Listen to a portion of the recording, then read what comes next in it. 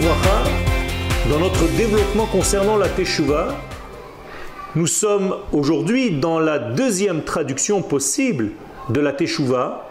Je veux parler de la réponse. La fois précédente, nous avons parlé de la Teshuvah comme étant une forme de retour. Et là, aujourd'hui, nous allons parler de la Teshuvah comme une réponse. Car en hébreu, la traduction simple du mot Teshuvah, c'est la réponse. Mais puisque les sages nous donnent cette règle, cette fameuse règle, cet axiome de base, Teshuvah kadma la'olam. La Teshuvah a précédé le monde, donc la création.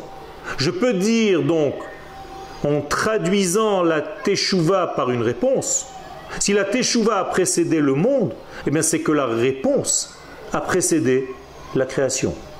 Ça devient très intéressant parce que ça veut dire que avant même la création, il y avait une réponse à tout. Et que cette réponse était bien avant que le monde ne soit créé. Mais c'est d'autant plus intéressant lorsque je traduis le monde par la question. Autrement dit, si le monde qui précédait ce monde était une réponse, eh bien le monde de la création devient une question. Ça veut dire que le monde dans lequel nous sommes est une question. Et le monde qui lui a précédé est une réponse. Sous-entendu, la réponse existe bien avant la question. Et s'il y a une réponse, alors il y a question. Ce n'est pas parce que je pose une question que je vais chercher est-ce que la réponse existe. Elle existe bien avant. Seulement la bonne question fait en sorte que la réponse se dévoile. Et donc notre monde est une grande question.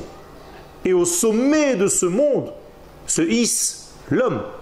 En hébreu, l'homme s'appelle Adam. Or, la valeur numérique de Adam, c'est aussi la question. Ma. En valeur numérique, 45. 2 lettres. Mem, he. Ma.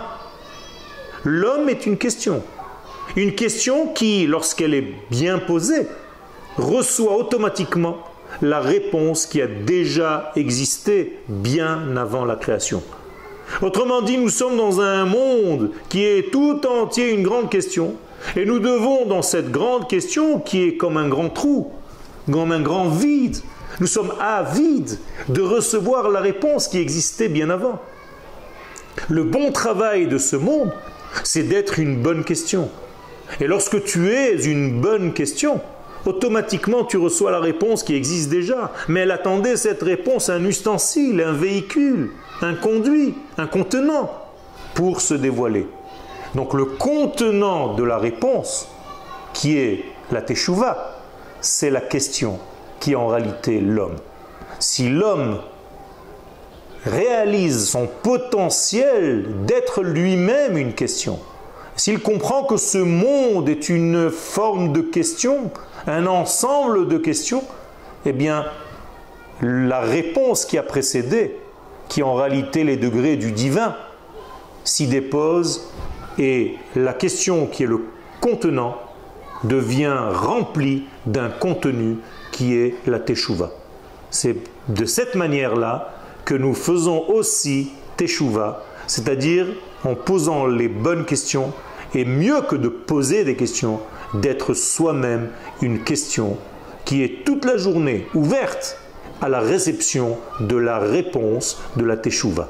Nous sommes donc les porteurs de la Teshuvah pour que cette Teshuvah, qui était le plan de la création du monde, pour que cette Teshuvah se réalise dans le monde, avec des mots simples, pour que toutes les valeurs de la morale divine, de l'éthique divine, de la justice, de la justesse, de la bonté, eh bien toutes ces valeurs se réalisent dans notre monde pour l'améliorer, pour le parfumer.